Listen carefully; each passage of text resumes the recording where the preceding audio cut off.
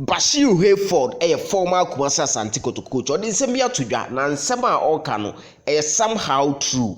Bashiru Hayford a coach or a very experienced in the Ghana Premier League. This is coaches or more Bob Ghana Premier League and also coach Ghana Premier. Oh, pedi your experience ba. We 2-3 I won't mean Bashiru in frame.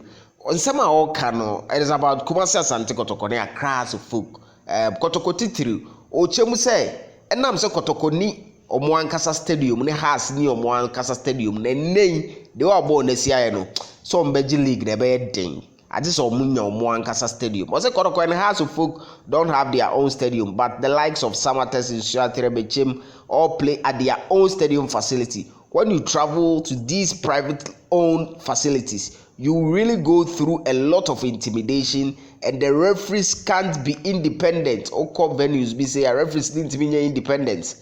So your chances of winning at such private venues are very slim, unlike the state-owned venues like Accra and Kumasi, where security is very much assured and level playing grounds exist for all competing teams.